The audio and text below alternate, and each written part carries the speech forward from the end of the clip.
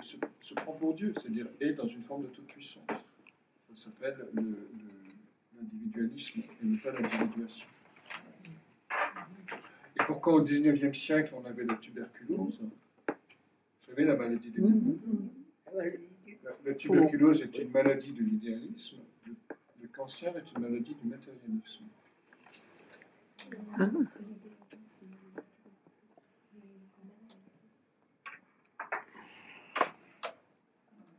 Donc, le cancer, il dit je suis trop enfoncé dans la matière, dans la jouissance faustienne, et je n'aime pas l'idée que je peux servir à quelque chose. Encore une fois, dans l'espace biologique, symbolique de l'organe concerné. Et c'est quoi la tuberculose? C'est des trous dans les poumons.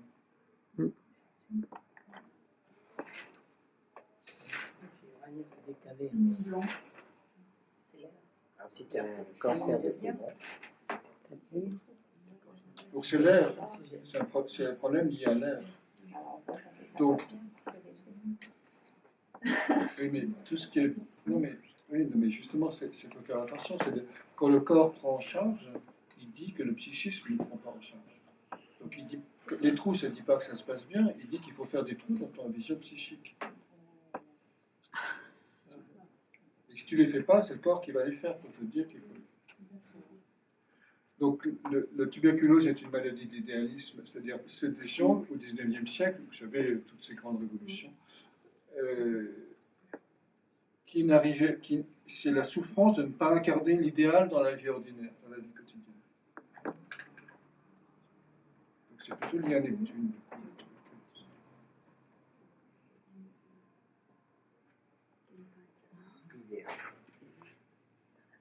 Tuberculose, on va le lire comme ça dans la langue des oiseaux.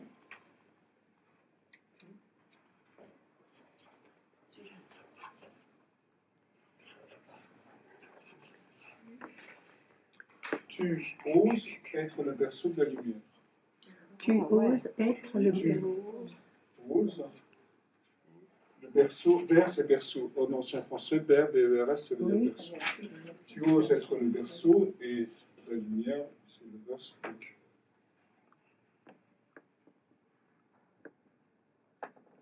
Donc, ose être le berceau de la lumière. Donc, quand on n'ose pas être le berceau de l'idéal qu'on peut faire, on a la tuberculose, qui est une maladie du cœur, qui est une maladie du système cœur. Alors que le cancer, il dit cancer. C'est des maladies en hyper. C'est comment on appelle ça? L'hypertension. C'est l'hystérie. Oui, l'hypertension aussi. C'est le... comment on appelle ça juste? Les gens qui s'évanouissent. C'est l'hystérie. Alors, l'hystérie, oui, fait partie. L'apoplexie.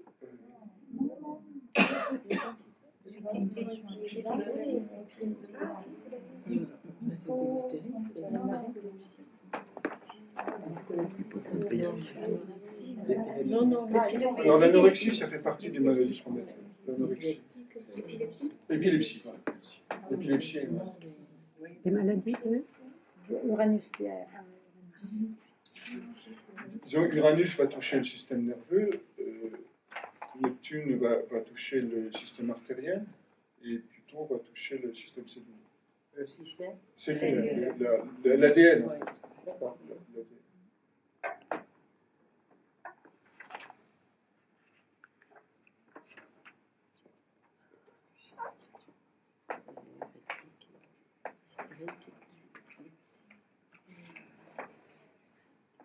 J'ai 11h24. Non, midi, ça.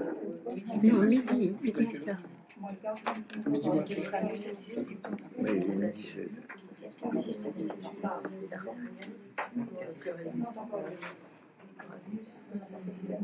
Non, alors Nicolas, c'est une mission impossible. En fait, il a un thème splash. Ah oui. Vous voyez ce que c'est un thème Oui, splash? Toutes les planètes sont réparties autour du zodiaque. Ah, ça fait quoi? Donc, on le reverra peut-être parce que si on devait lui donner un mythe, je dirais qu'il a un mythe. Donc on reverra ton thème qu'on verra, je pense, le plus proche. Avec une composante protéine. Que de la santé.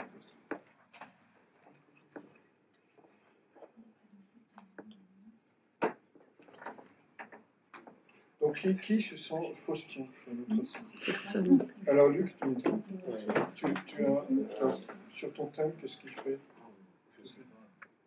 Tu veux tirer ton thème là? Il faut que je le retrouve. On va regarder là. Nicolas, tu peux me donner le thème de... Eh ben non. Pour le moment, il faut que je le retrouve parce que je vais le refaire. Ah si. Oui. Ouais, c'est bon. Il est là. Voilà. Donc, Soleil conjoint Pluton en Lion. Dans quel signe? Lion. En Lyon. Bonjour. En 11. En 11. Ah oui, Ouais. pas. En 11. En 11. Alors l'ascendant, il prend. L'ascendant est Balance. Oui, je m'excuse, mais il est à l'envers. Il y a Neptune aussi en descendant. Avec Neptune à l'ascendant. Ouais, 28 degrés balance. 28 Balance. À 28 degrés balance. Mercure. Mercure est en Vierge en 12. Et entre Mercure et Soleil Pluton, il y a Jupiter. Et donc Vierge. on a un amas en fait. Alors il y aurait un amas en 11. Soleil, Pluton, Jupiter. Mais bon, Jupiter est conjoint à Mercure ou pas? non. Combien de degrés? 22 Mercure, Vierge, et Jupiter, 9. 9 de la Vierge. Ouais. Ils ne sont pas conjoints. Ascendant Balance, Neptune Balance, Et Neptune est conjoint à l'ascendant ou pas? non. À 28 degrés Balance, l'ascendant à 10. Par contre, il y a un Mars en Poisson qui est un peu isolé. Et Vénus est où? Milieu de ciel. Sur le poisson. Vénus sur le milieu du ciel, Poil. pile poil Cancer. Ouais. C'est quoi ta date de naissance, Luc? Moi, Oui, tu peux rappeler ta date de naissance? 20, ça doit être 20 août Ta date de naissance, 1956, te demande. à 10h du matin. Tu te souviens pas? Quel endroit? À Niort, À Niort. 79. 28, 56. 56. Oui, mais à quelle heure? À 10 heures. Et le thème est complètement tenu par Mars. Non, il n'y a pas forcément de scorpion dans le mythe de Faust. Le thème est totalement tenu par Mars en Poisson. Il est tout seul, Mars, c'est ça? Oui. Oui. Il est serré avec la. Si vous en occupez, Oui. avec la. Oui. Comment zut, le nom m'échappe. La part de fortune. Les conjoints à la part Utiliser de la part de fortune. fortune, mais. Ça, on n'en tient pas compte. hein, Et ouais, soleil, c'est- soleil Pluton, aspect exact à Saturne. Attends, je vais dire ça. C'est Poisson Mars qui tient tout le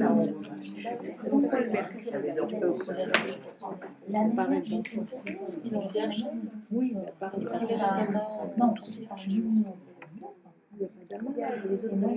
il n'y a pas d'amas, il y a Jupiter aussi. Ah oui, Mercure est en Vierge. Quand c'est sur fond Mars, c'est encore moins bien sur fond Mars. Alors j'hésite entre Faust et Orphée en fait. Soleil, Lune, Soleil.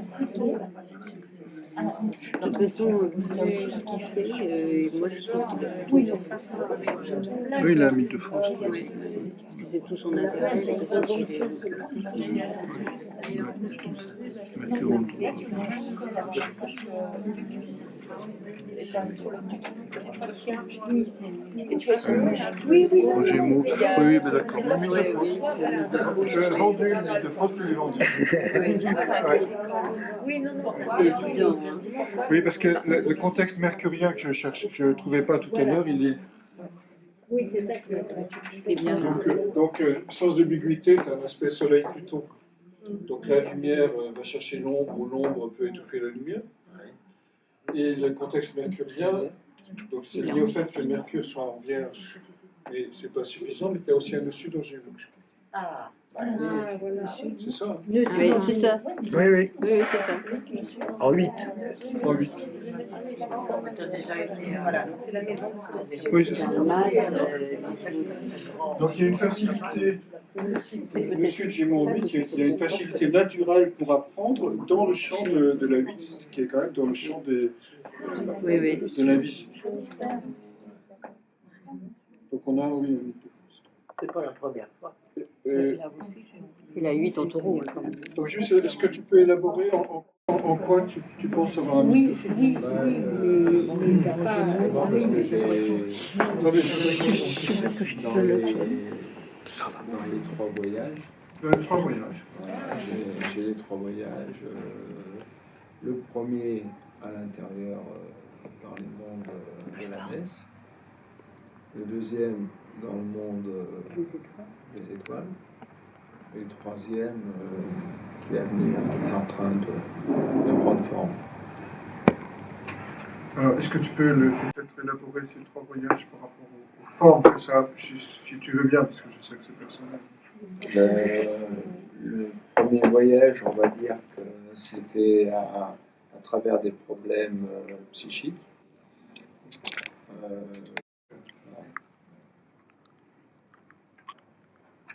Donc, quand même revenir à la sagesse. Alors, du ce que je veux dire, c'est que oui. Non, oui. L'écoute des sensations. Le problème que j'ai, c'est que je fume. Oui. Je fume un peu, hein, je ne suis pas un grand fumeur, mais quand même. Et j'arrive pas À lâcher. à lâcher les quoi. Enfin, bon, c'est. Il faut dire qu'il est Neptune aussi. Hein, Il n'est pas le seul. Hein. Enfin, je fume des cigares, hein, c'est pas. Il y a besoin de feu. C'est 450 degrés. Hein? Le bout de la cigarette, c'est 450 degrés. Quand on est lion, on a un petit peu besoin de feu quand même. Non, mais justement, je travaille, quand je fume, je fais un travail sur l'air, sur le feu, sur des choses comme ça. Je fume pas d'une manière automatique ou d'une manière. Le tabac conforte le moi. Oui, Ah oui. oui, c'est sûr. Il va autour du système cœur-poumon. Il va dans les poumons, donc autour du cœur. Donc, il Sauf que conforte- moi, j'avale pas la fumée. Hein. Ah bah, c'est pas possible. Ah, moi, je Si, fume non, des mais- cigares. C'est pareil. Voilà. Je fume Et des alors, cigares. vous êtes accro quand même? Ouais.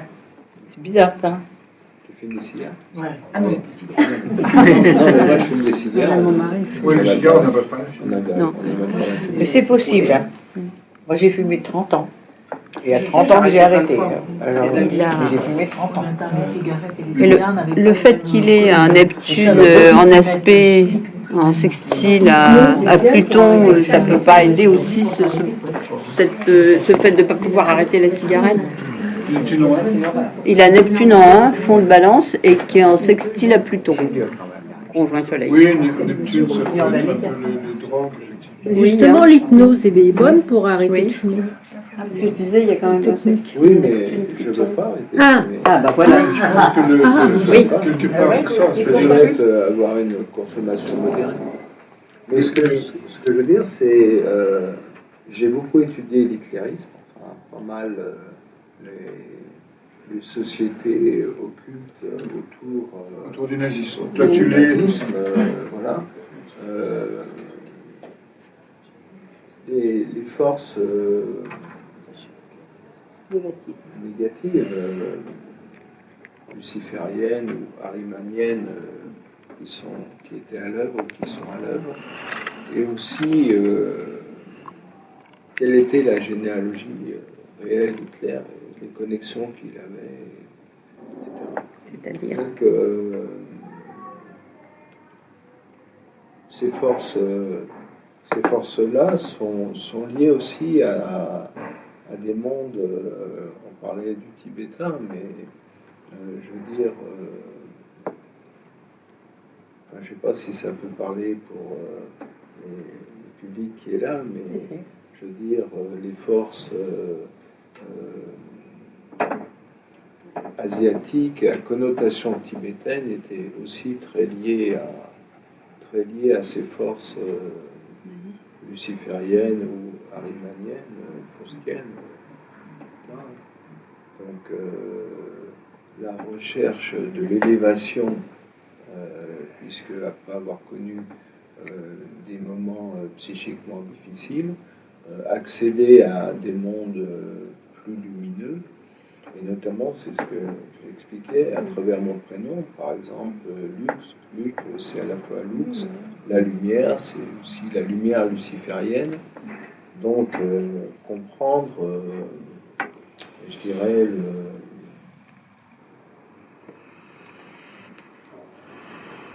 en quoi Lucifer, étudier Lucifer, non pas d'un point de vue moral, mais d'un point de vue historique, et se rendre compte que Lucifer était un rebelle qui a, par exemple, voulu décréter la liberté. Il était en rébellion parce qu'il refusait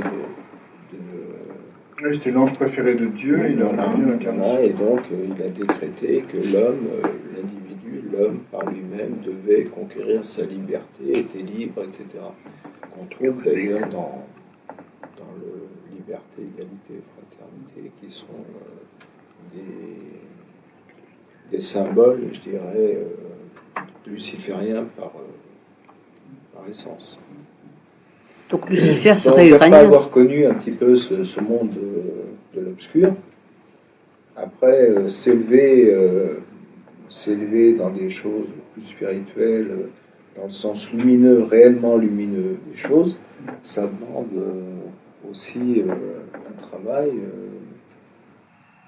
qui, moi, m'est permis par des connexions, chose d'un peu dire, avec l'invisible, qui sont très riches et qui sont très...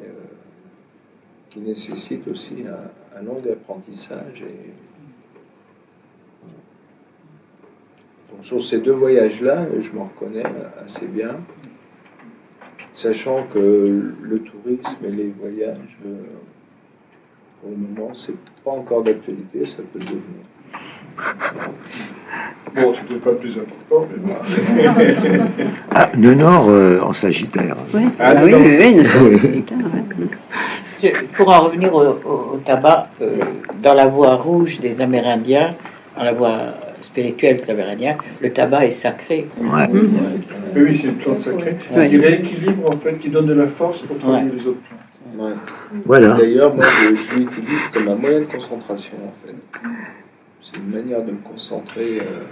Alors, oui, je pense que dans le cas d'une conjonction Soleil-Pluton, le tabac permet de rester dans son soleil plutôt que de se laisser envoyer par les angoisses plutôt. Oh, mais je ne commencerai pas à fumer quand même. Il agit peut-être sur les corps subtils aussi. Il ancre. Alors, normalement, si vous voulez travailler le tabac, quand j'étais au Pérou, les chamans disaient il faut d'abord le travailler sur l'eau, avec l'eau, avant de le travailler avec le feu. C'est-à-dire il faut boire des décoctions de tabac.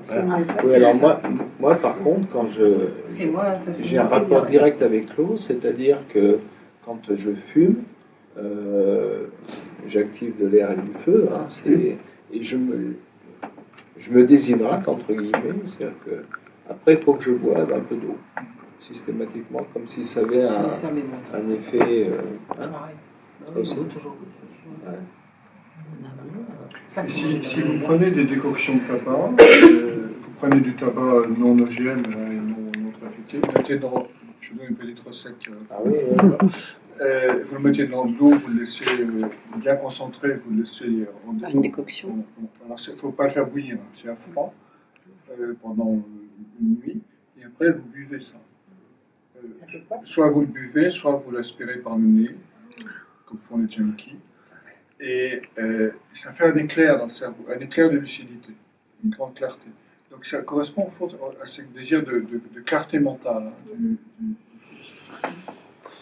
Donc les chamans disent si on ne veut pas attraper de cancer en fumant le tabac, il faut d'abord le travailler comme ça, c'est-à-dire le travailler par l'eau et la terre, c'est-à-dire en décoction, soit en buvant, soit en absorbant par les narines liquides, et après seulement l'utiliser avec le feu et l'air, c'est-à-dire en fumant. Ça fait pareil. Donc ça, c'est hors stage. C'est enregistré. Est-ce que les yeux, avec le Oui. etc., est-ce que ça peut être considéré comme le premier La cécité est une maladie faustienne. Les problèmes d'yeux sont des maladies faustiennes. La cécité. C'est la perte de la lumière. Et le prénom Luc est évidemment aussi un prénom faustien, puisque c'est Lucifer. Dans l'ambivalence, on est toujours dans l'ambivalence. Laisse Lucifer. Et alors le côté lumineux de Faust, parce que là on n'a vu que des ombres. Le côté, c'est le courage d'assumer seul son propre destin. Bravo. C'est une belle lumière. Sans Dieu ni diable. Sans Dieu ni diable. Et on nous le dit dans le texte, Faust ne croit ni en Dieu ni en Dieu.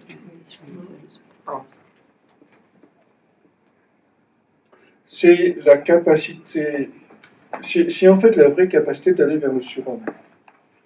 Mais un surhomme, vous savez, depuis la découverte de Pluton en 1930, on a fait une tentative pour aller vers le surhomme, qui est le surhomme arien du bouddhisme.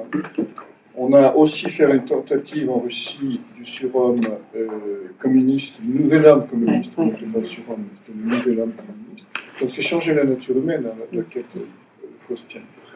Et aujourd'hui, on fait une troisième tentative à travers la technologie, ça s'appelle le transhumanisme. Donc cette tentative de changer la nature humaine est très faustienne. Pour moi, la seule qui a un sens au point de vue spirituel, c'est les travaux de Robindo. Les travaux de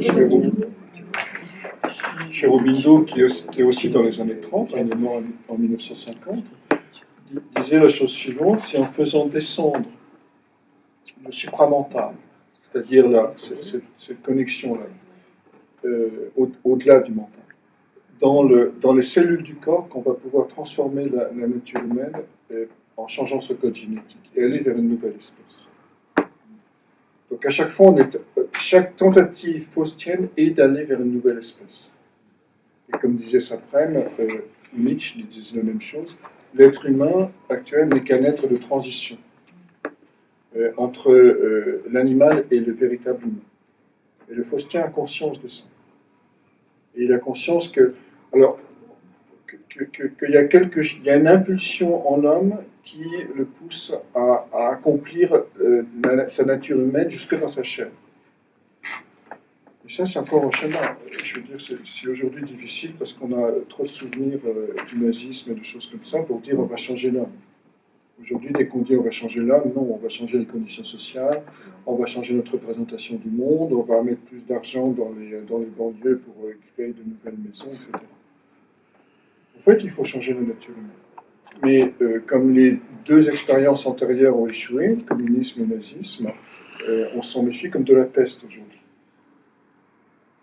Mais le transhumanisme est en train de prendre le relais d'une manière diabolique, puisque c'est ramener en fait l'être humain vers le robot et non pas l'élever vers le sien comme l'a proposé Robindo. C'est ce qu'on fait en ce moment.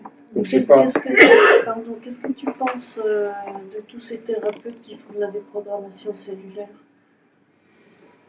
Écoute, pourquoi pas? Ça, c'est effectivement faustien aussi. Après, qu'est-ce que ça veut vraiment dire? Je sais.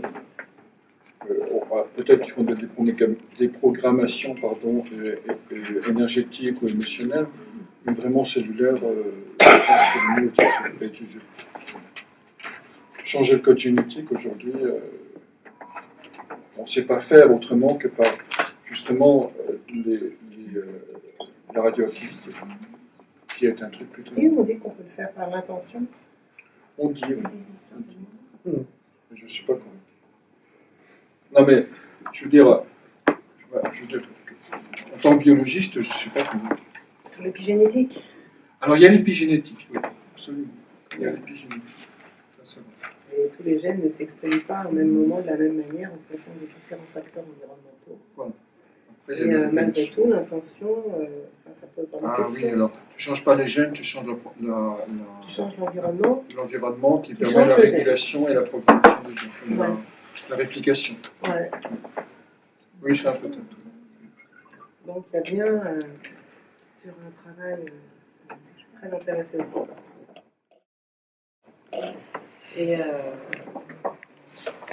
Et particulièrement par tout ce qui est effectivement quantique, tout ce qui se passe au niveau quantique, hein, de Alain Aspect à Benveniste, à vraiment tous ces gens-là, quoi.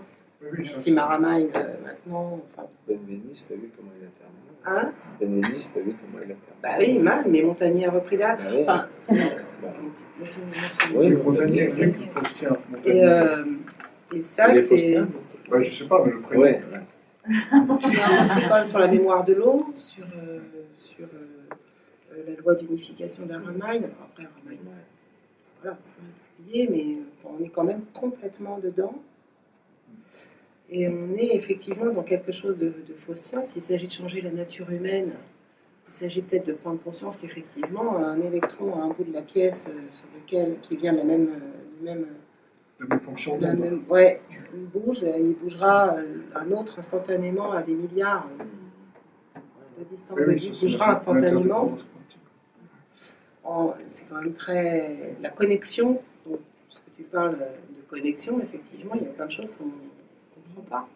Et sur les ondes électriques, il y a tout un champ de recherche à faire, parce qu'ils sont effectivement... Après, on arrive sur Nikola Tesla, on arrive sur les ondes scalaires, on arrive sur... Moi, il y a un truc compliqué, quoi. Et Tout ça, c'est des jolis champs d'expérimentation pour les faustiens. pour les faustiens. Donc on est dans une... Est-ce que le fait d'être dans une société qui est dans du cachet, dans de l'infiniment petit, du mercurien, du Pluton, dans le quantique, ce qu'on ne voit pas, parce que fait qu'on partage tous un mythe de Faust. Enfin voilà, est-ce que l'époque faustienne révèle au niveau individuel des planètes, ou l'action des planètes, l'action des signes, l'action du thème? Tu peux reformuler ta question? En fait, ma question, c'est qu'en fonction de l'époque dans laquelle on vit, oui. À partir du moment où on s'intéresse à cette résonance, à cette connexion, est-ce que ça n'influe pas la façon dont le thème de chacun va résonner? Auquel cas, pour le travail d'un astrologue, déconnecter le thème de l'environnement est, me semble-t-il, un peu dangereux. C'est peut-être parce que je fais l'une balance. Non, mais on est meilleur à plusieurs, et que l'environnement est important, mais il y a quelque chose de l'ordre de... Enfin, soit on travaille d'astrologue qui fait que l'extérieur et l'intérieur ne peuvent absolument pas être déconnectés, et les connaît... Enfin voilà, je sais pas. Tu voudrais dire qu'on est dans une période faustienne. Ah oui, oui, je C'est ça, pense. complètement. on est dans De une fin de période quelque chose. faustienne. Avec, On a évidemment, été dans un mythe de Prométhée jusqu'en les années 60, Voilà. et depuis les années 60, ou même jusque dans les années 30, et depuis les années 30, on est passé en France. quelque chose qui se détruit. Et toute la question est de savoir comment ça va se refaire. Est-ce que ça va se refaire? Oui, il y a deux axes aujourd'hui, comme tu dis, il y a la technologie et tout ça. Et puis il y a des trucs comme ça au Windows, où on va développer ses capacités mentales, etc. Je suis pas sûre. Ben, je sais pas, moi, je trouve qu'il y a quand même deux axes principaux. Il y a plusieurs manières de vivre le mythe de Faust. Il y a la manière pour faire de l'extrême, il y a la ménésis, mais il y a la manière dominante uranienne. Donc ça, c'est facile. Dominante, c'est les règles qu'on a vues.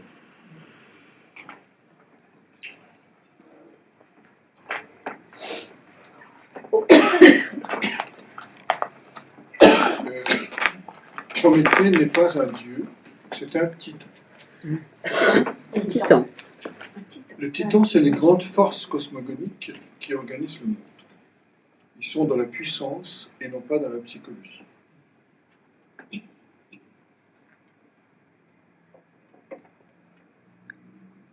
Pour comprendre le mythe de Prométhée, il faut revenir aux origines du monde, à savoir à l'époque où Uranus, le ciel étoilé, Uranus veut dire, veut dire ciel étoilé, enfin, représente en tout cas le ciel étoilé, fécondait, couvrait de ses ardeurs Gaïa la terre chaque matin, et il lui faisait des enfants, sans conscience, pur désir de créativité.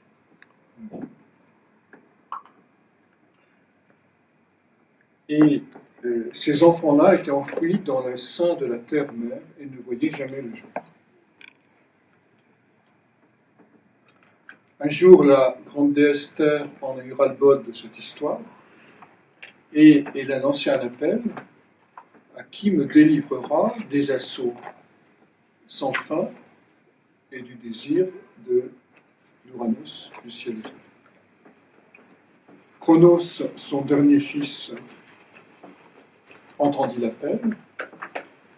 Il prit une serpe fabriquée par Gaïa et de cette serpe, il coupa les organes génitaux d'Uranus.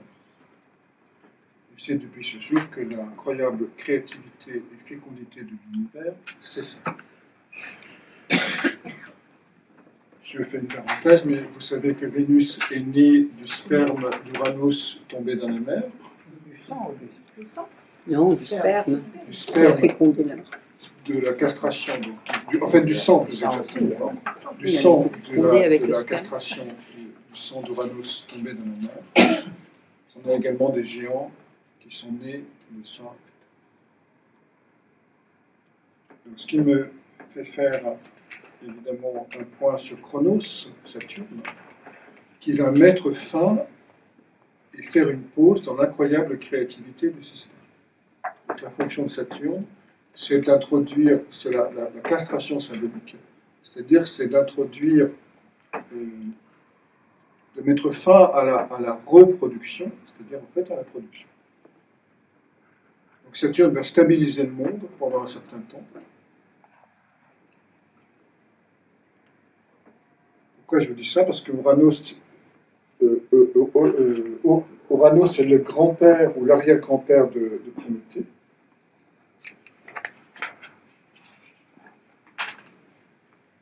Et Prométhée a cette incroyable créativité du ciel étoilé.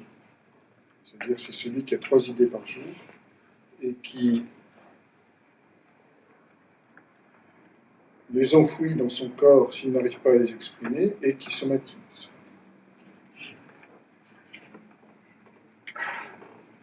Donc il a besoin régulièrement et à certains moments, le Prométhéen, de faire une pause dans sa créativité. Sinon,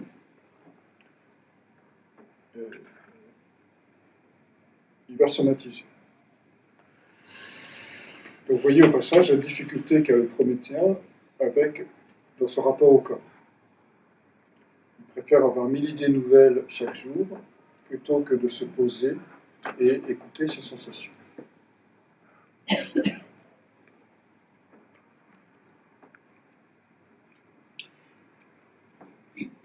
Prométhée, c'est le frère de Chronos. Pardon, c'est le frère de Chronos. Non, c'est une autre lignée, pardon. Il est enfant d'une océanide et d'Océan de Thétis.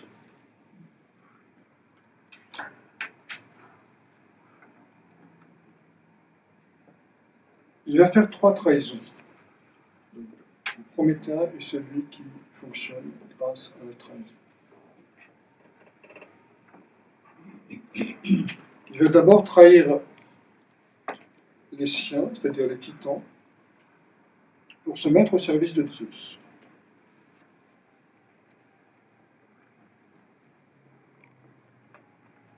Il va ensuite trahir Zeus pour offrir la meilleure part d'un sacrifice aux hommes. Et il va enfin trahir le ciel étoilé, puisqu'il va aller voler le feu du ciel pour le donner à nouveau aux hommes. Donc Prométhée, c'est celui qui veut dire celui qui prévoit. En grec, Prométhée veut dire celui qui prévoit. Donc il a un sens social qui lui permet de s'occuper de ceux qui ne sont pas encore en lumière, parce qu'il voit la lumière en eux. Donc, ne confondez pas la charité chrétienne avec le sens social du Prométhée. La charité chrétienne, c'est neptunien, c'est-à-dire que c'est celui qui s'occupe du pauvre et du démuni parce qu'il est pauvre et démuni. Le sens social du Prométhée, c'est celui qui s'occupe du pauvre et du démuni parce qu'il voit en lui que c'est la semence du futur. Parce qu'il voit qu'il a un potentiel de création en lui.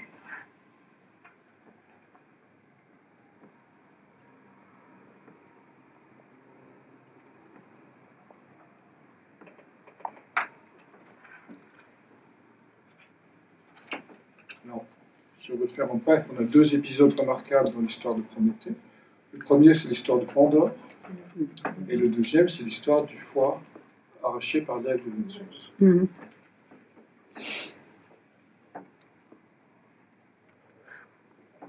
Un jour, Zeus en a marre des frasques et de l'indépendance et de l'individualisme de Prométhée, qui n'en fait qu'à sa tête, ni Dieu ni maître, dans le sens où c'est le libre penseur. Et il va, avec les autres dieux, façonner la première femme de l'histoire mythologique, qui s'appelle Pandore. Pandoros, voulant dire tous les dons. Tous les Pandoros. Pan, ça veut dire tout, et Doros. Doros, c'est les dons. C'est une femme merveilleuse, qui est tisseuse, qui porte autour de son cou un collier d'or, à qui Athéna a remis une écharpe magnifique, et que Zeus envoie sur terre avec une jarre qui deviendra la jarre de Pandore, en vue de son mariage avec Prométhée. Prométhée, comme il prévoit, il a dit non, non, Zeus, il m'envoie un piège, je refuse la femme, je refuse le féminin. Vous avez évidemment une idée ici du rapport entre le prométhéen et le féminin. Et son frère, Épiméthée, celui qui pense après, va épouser Pandore. Et puis, lorsqu'Épiméthée se promène sur la terre, il trouve la fameuse jarre envoyée par Zeus, l'ouvre, et de celle-ci vont sortir tous les maux, à savoir la vieillesse, l'envie, la jalousie,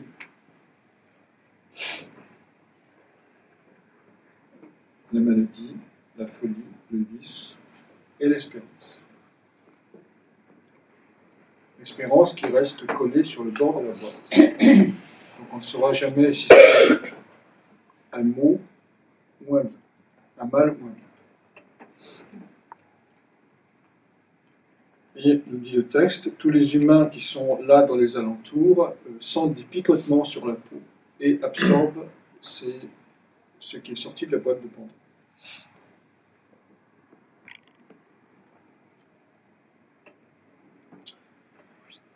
Donc, qu'est-ce qui se passe ici? Alors, on peut le lire comme le fait Ovide en disant, comme le font d'ailleurs beaucoup de mythologues, en disant la femme, parce qu'elle va ramener le Prométhien dans la banalité et l'empêcher d'être dans sa créativité. Parce que fonder un foyer, s'occuper des enfants, participer à la vie financière du couple, etc., ça prend du temps. Et ça empêche la liberté créatrice. Si vous êtes Prométhien, vous avez ce dilemme. Est-ce que je continue ma créativité ou est-ce que, au fond, je rentre dans la tentation de Pandore et que je me marie, j'ai des enfants, etc. Les deux situations sont inconfortables. On peut aussi lire Pandore comme étant le contre-feu de Prométhée. Donc ça, c'est le premier cas de figure. Le deuxième cas de figure, on peut dire que Pandore vient apporter ce qui lui manque à Prométhée. Alors je m'explique.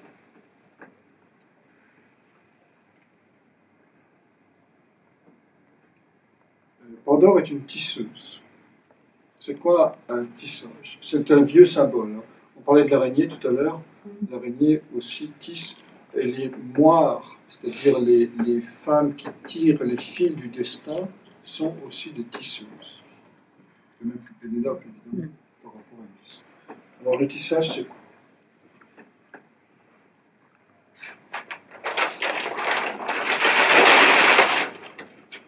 Vous avez une trame et une chaîne, et le fil du tissage va s'enrouler autour des nœuds formés par la trame et la chaîne. Donc, symboliquement, la trame va représenter l'organisation de la vie horizontale, c'est-à-dire celle de l'avoir, et la chaîne, l'organisation de la vie verticale, c'est-à-dire celle de l'être. Et l'individu va tisser son fil, le fil de son destin entre l'avoir et l'être, c'est-à-dire il va se mettre en marche. La marche, c'est quoi? C'est exactement cette image. Vous êtes à la fois dans la verticalité et l'horizontalité. C'est-à-dire dans la marche, l'être humain, dans la marche bipédique, l'être humain essaie en permanence de concilier l'être et l'avoir, c'est-à-dire le contact avec l'archétype et les nécessités de l'autre. Et à force de tisser, il y a un dessin qui va apparaître, qui est en fait l'image du destin de l'être. Donc Pandore, quelle est la connaissance pandorienne? C'est cette capacité à révéler le dessin de la trame qui est en fait le destin de la personne. Donc Pandore, c'est elle qui va permettre la révélation du sens par la patience de cette capacité en permanence d'entrecroiser la descente de l'archétype avec la manière de vivre au quotidien. C'est le travail qu'on fait sur le mythe.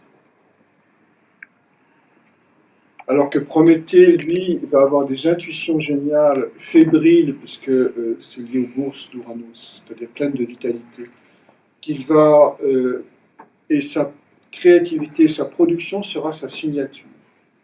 Alors que la production et la créativité de Pandore sera la signature de la vie. Pour comprendre la différence entre Pandore et Prométhée, en termes d'art, par exemple, on peut comparer ce qui se faisait au Moyen-Âge et ce qui se fait aujourd'hui. Au Moyen-Âge, c'était une créativité pandorienne, un art pandorien. Pourquoi? Parce que d'abord, l'art représentait une cosmogonie religieuse ou spirituelle. Donc, ce n'était pas le reflet de la personne, c'était le reflet d'un système de représentation spirituelle. Et d'autre part, l'artiste ne signait pas son œuvre. Parce que l'œuvre était plus importante que l'artiste. Aujourd'hui, c'est l'inverse. L'œuvre d'art est la signature de l'artiste.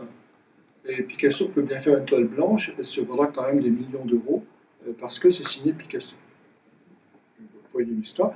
Et il faut un certain nombre de mots pour justifier l'œuvre d'art, c'est-à-dire pour la comprendre. Alors qu'auparavant, elle s'impose, si vous regardez une vierge, elle s'impose d'elle-même. Donc dans ce monde prométhéen, on a oublié le feu de connaissance pandorien. Donc en ce sens, la patience de la tisseuse complémente l'impatience du Prométhéen. La capacité de laisser le sens se révéler complémente la créativité personnelle du Prométhéen. Le collier d'or dont est affublé Pandore, qui lui donne une parole d'or, une parole pédagogique, compense la difficulté à expliquer son œuvre du Prométhéen. Je dis que pour plein de raisons, Pandore est la complémentaire de Prométhée. Et en même temps, Pandore est une femme. Donc elle sait ce que c'est que l'accueil, elle sait ce que c'est que les rythmes naturels, ce qu'ignore Prométhée. Donc vous voyez à quel point si Prométhée avait épousé Pandore, au fond, les mots ne seraient pas sortis de la jarre, mais bien au contraire, probablement cette qualité.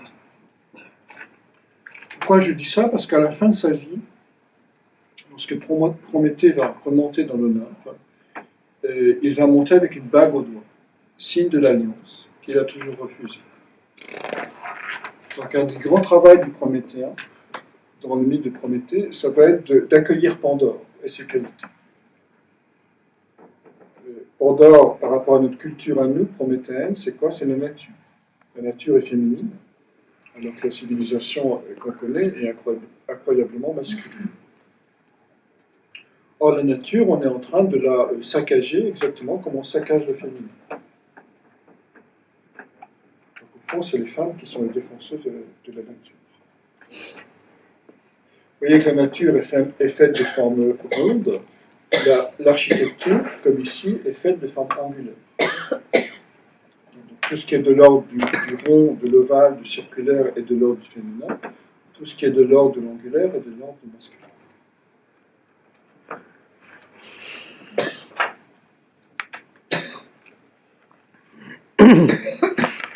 Donc, là où vous aviez un mythe du Prométhée, allez voir où est la Lune dans le thème. Parce que c'est elle, la Lune et Vénus, mais surtout la Lune, oui, Vénus aussi, puisque Vénus, on peut considérer que c'est Pandore, en fait, va équilibrer l'impatience du Titan et la toute-puissance orgueilleuse du Titan. Qu'est-ce qu'il va dire? J'aime bien. La toute-puissance orgueilleuse du Titan. Titan. Du Titan, de Prométhée. Pourquoi il est orgueilleux? Parce que, alors Zeus en a vraiment ras-le-bol de cette histoire. Il a déjoué le piège de Pandore, Prométhée. Et donc Zeus décide de l'attacher à un rocher dans le Caucase, où il va rester attaché pendant 30 minutes. C'est long, 30 minutes. Surtout pour Prométhée, qui a l'impatience. Donc il va gueuler comme un putois contre son sort. Et Zeus va lui envoyer un aigle qui va dévorer son foie le jour et le 10 foie retroussera la nuit. Donc la blessure du Prométhéen n'est pas le foie. Ouais, dans le mythe, c'est le foie. Mais la blessure de Prométhéen sur un thème n'est pas le foie. C'est son espace de génie créateur. Pourquoi le foie dans le mythe? Parce que le foie, c'est l'organe qui a le plus grand feu, parce qu'il peut se recomposer, c'est l'organe qui se recompose le plus vite, lorsqu'il est blessé, plus vite que les cellules germinales. Et c'est aussi l'espace où les aruspices, les devins de Mésopotamie, lisaient l'avenir. Donc le Prométhée est blessé là où est son feu, c'est-à-dire là où est son nom, c'est-à-dire celui qui prévaut. Donc il est blessé dans son identité. Donc si vous êtes prométhéen, je vous invite à regarder quel est votre lieu corporel de souffrance. Parce que ce lieu-là va indiquer le lieu de votre génie créateur. Je prends juste 2 exemples. Beethoven. Beethoven n'était pas sourd à la fin de sa vie, comme on peut le penser, mais il a eu ses premières crises de surdité à l'âge de 28 ans. Et il le dit lui-même dans ses mémoires, s'il n'avait pas eu ces crises de surdité, il serait resté un compositeur mondain à la mort. Et cette blessure, évidemment, dans le lieu de son génie créateur, la musique, lui a permis d'aller beaucoup plus profond dans sa création. Et le deuxième exemple que j'aime beaucoup, parce qu'en plus il y a des connotations symboliques, c'est Fulgence Bienvenue, qui est le fondateur du métro parisien, et qui, à l'âge de 20 ans, se fait arracher un bras. Vous voyez, un ingénieur des travaux, novateur pour son époque, en 1900, qui a fait venir le feu sous la terre, qui est quand même exactement le mythe de Prométhée, faire descendre le feu sur la terre, a été blessé dans ce lieu de génie créateur, qui est le bras, symboliquement, c'est-à-dire la capacité de faire des grands travaux. En plus, son nom vient de fulgure, son prénom, pardon, vient de fulgure, qui désigne l'éclair. Donc, bienvenue à l'éclair. C'est incroyable. Sous la terre. Par ailleurs, la première station de métro qu'il a creusée était à Montparnasse,